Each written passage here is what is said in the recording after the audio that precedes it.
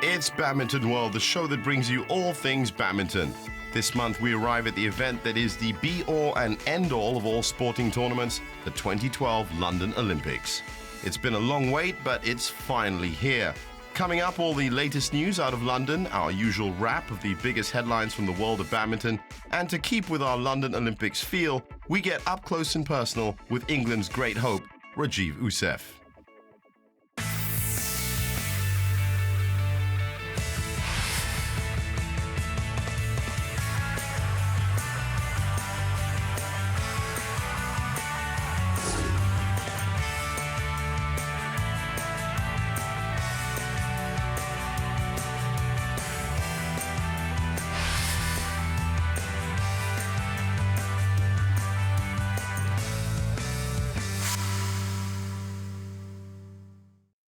After a first half of the year that has produced some surprising results, everyone in the badminton fraternity is eagerly awaiting the Olympics, and there is plenty to talk about ahead of the opening ceremony.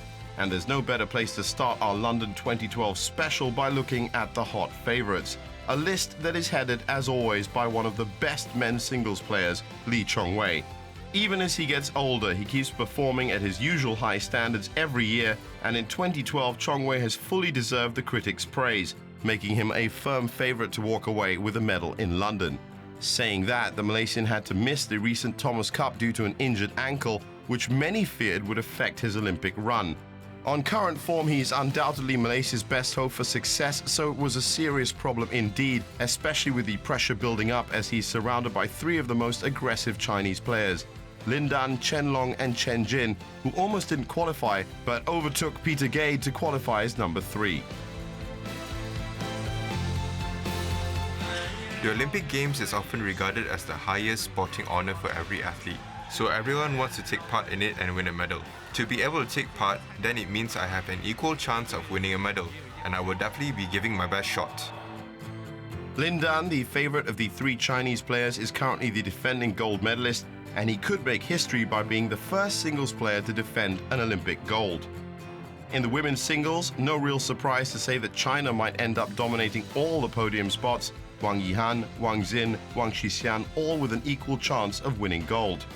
But one had to miss out due to the ruling stating a country can only send a maximum of 3 players, and that was Li Zuri.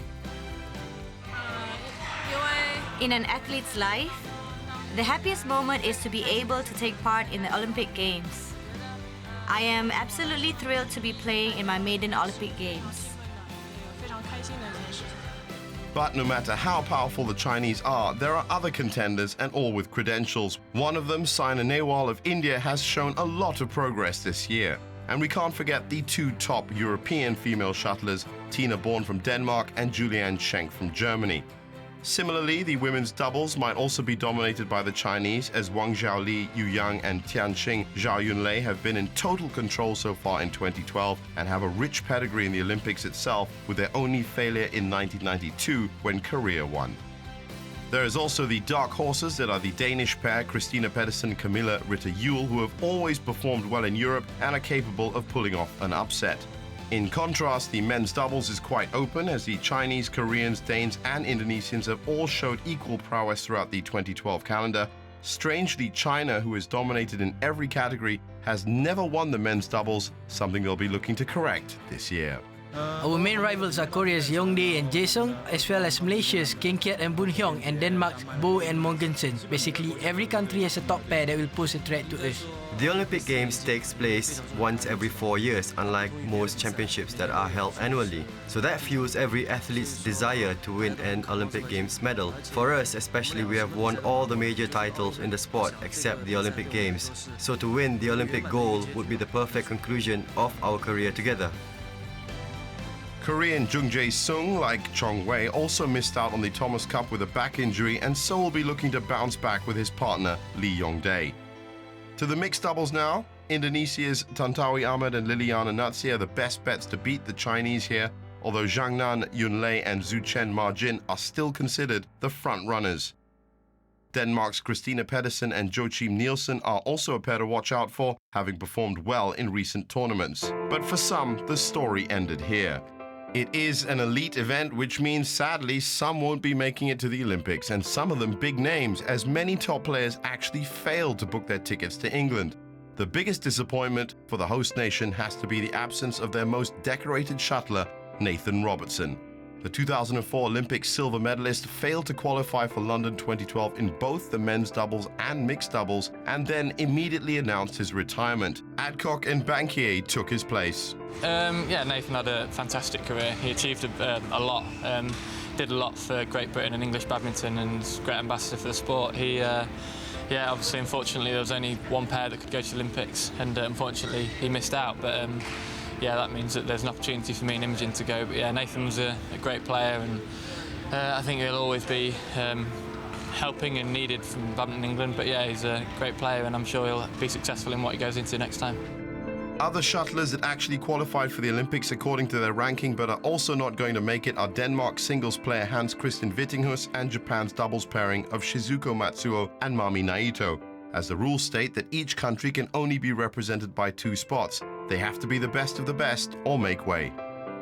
I'm happy that I did qualify, but the federation just didn't pick me.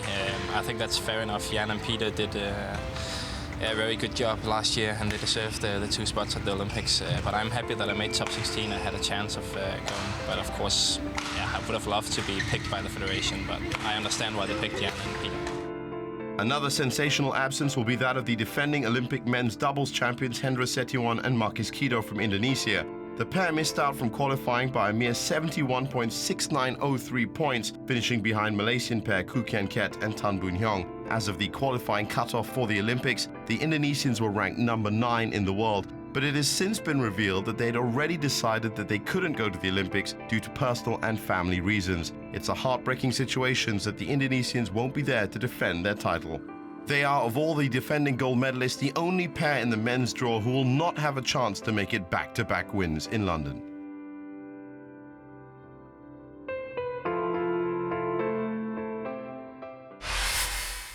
Badminton.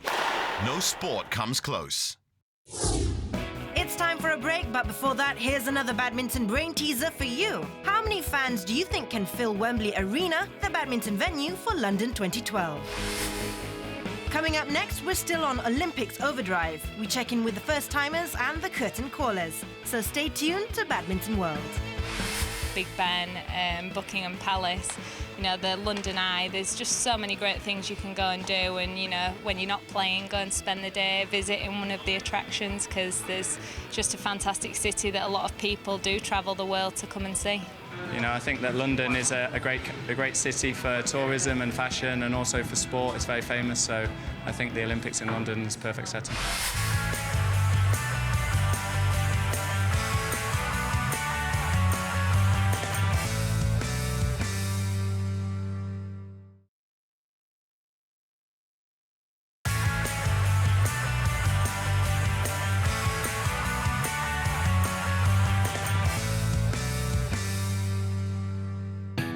Welcome back to Badminton World.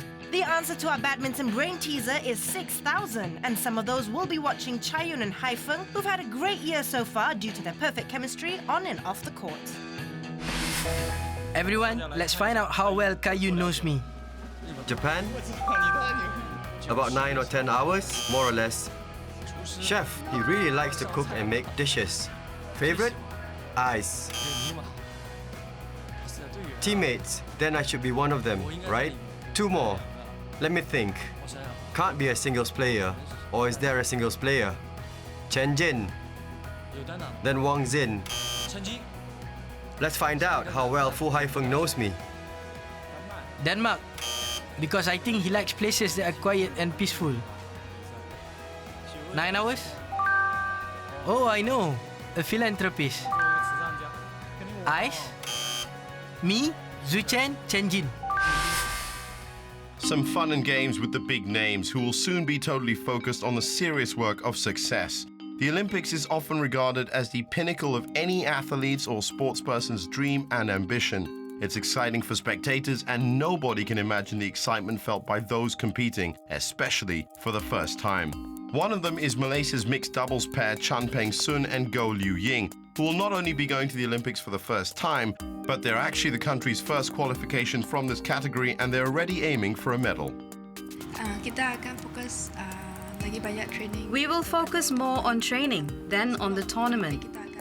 We will use these last two tournaments as preparations for the Olympics. The more we train, the more we will learn. Nak belajar lagi lah. It's also a first for Thailand's women's singles shuttler Intanan Ratchanok, although she has had other firsts. Last year, she became the world's first player to win 3 consecutive World Junior Championships. Olympic special for me because this for the 4 years have won. Then because and also like this is a big tournament for the every player, and I also happy with it because I can qualification for the Olympic. Other first-timers are Chris Adcock of England and Kenichi Tago of Japan. Yeah, it's my first Olympics, and yeah, really excited. And the fact that it's in London, my home country, is just an amazing feeling. The buzz at home and the atmosphere at home already is really massive, and all the players really looking forward to it. And yeah, just can't wait to get playing and hopefully get some good performances out there. I am still building up for this, as I am doing this for Japan, not only for myself. Therefore, I will do my very best to perform for the game. Of course, this competition is very special to me. Deep inside, I do think it is very special, and I would love to take home special memories of this competition.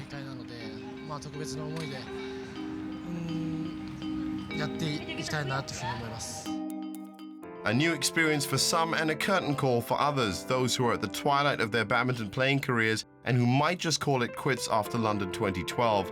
We start off with 2 players who have already confirmed their retirements after the Olympics in London. Denmark's Peter Gade, who can undisputedly be called the best European player to date, has had an illustrious career and has officially announced that the Olympics would be his last professional tournament. Having won almost all of the sport's major titles, an Olympic gold is the only thing missing from his mantle. During the last 6 months, it's been very special because a lot of things, a lot of thoughts, feelings going through your mind because you're getting closer to the end. But also, I feel good about it. I feel this is the right time, so I'm okay. My focus now is just to give everything I have from one last time.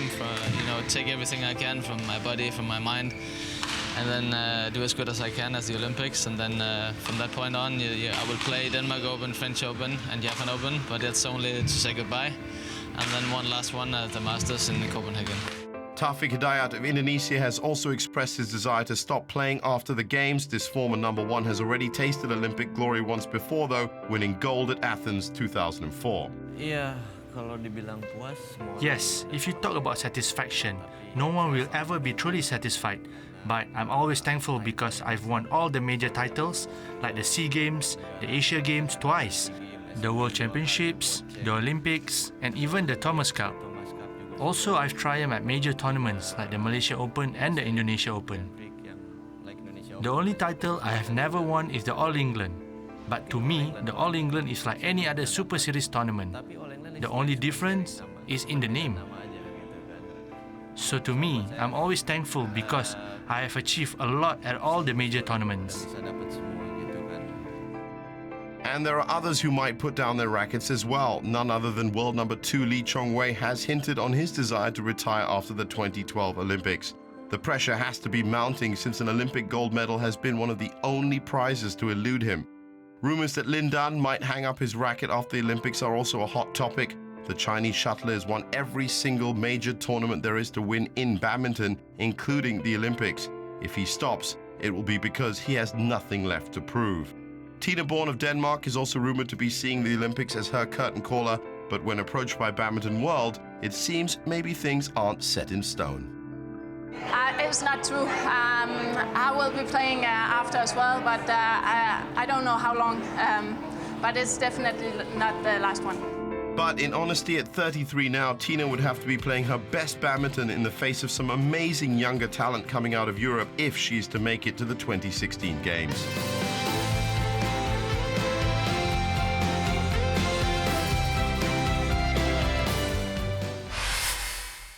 Badminton. No sport comes close. Coming up on Badminton World, we have the latest from the Thomas and Uber Cup finals in Wuhan, the Jarum Indonesia Open, and we get to know England's Rajiv Ouseph. So stay tuned to Badminton World. For food, I think Gordon Ramsay's restaurant in London is very nice. Nice food, and he's a famous chef in England, so he has a restaurant in London, so I'd recommend that you go there.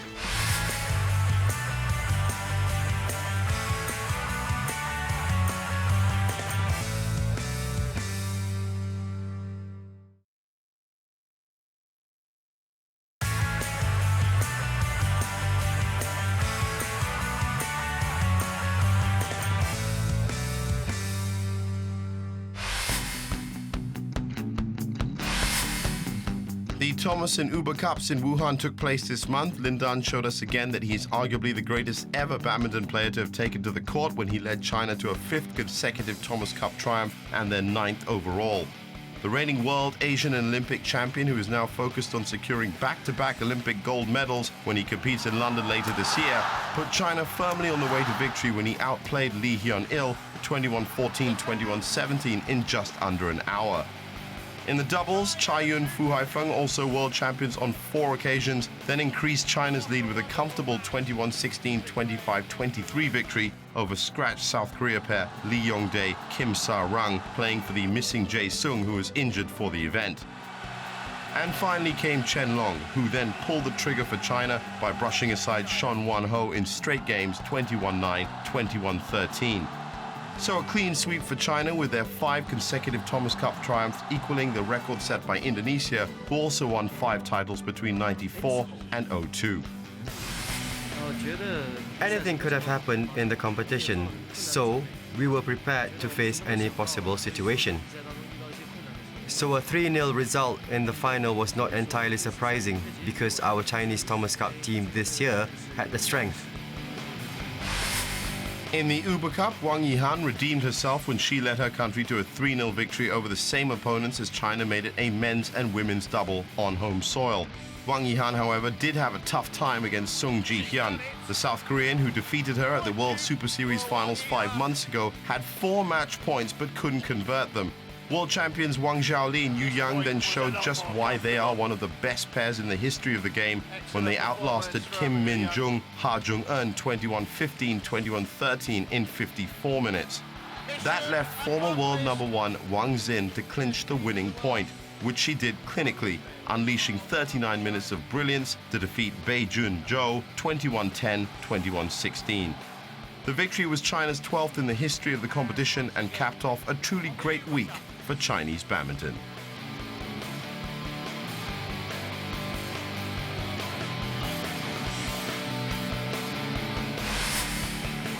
전체적으로 대회를 이제 평가를 할 때는 Overall, our team put up a good fight, but unfortunately, we were not able to win. 아쉬운 점은 있지만 The Indonesia Open also took place and was stretched to the max with 5 top-quality encounters on the final day, all of them going to 3 games and over an hour. Simon Santoso did the home crowd proud, winning the men's singles, while Sainya Nehwal made it a hat-trick of Indonesia Open titles after pulling off a battling win against the recently unstoppable Lee Zuru. The world number 3, who was on a hot 30-match winning streak, was finally stopped by the world number 5 from India for her first loss since January and the lost dream of winning her 5th straight singles title. In the men's doubles, world number 2 pair Lee Yong-dae and Jung Jae Sung added another Super Series title to their large collection when they took out Matthias Boer and Carsten Mogensen of Denmark. No surprise that Wang Zhaoli and Yu Yang justified their top seeding as usual by steamrolling all in their path, with their last pair being Xin Tian, Zhao Yunlei yet again. And there was an upset in the last match of the day when Thai veterans Sudket Propakamo and Sarali Tongtongkam rallied from recent losses to beat third seeds Tantawi Ahmad and Liliana Natsir. So the relatively unique situation of 5 gold medalists coming from different countries, which hasn't happened since the Hong Kong Open in November 2010.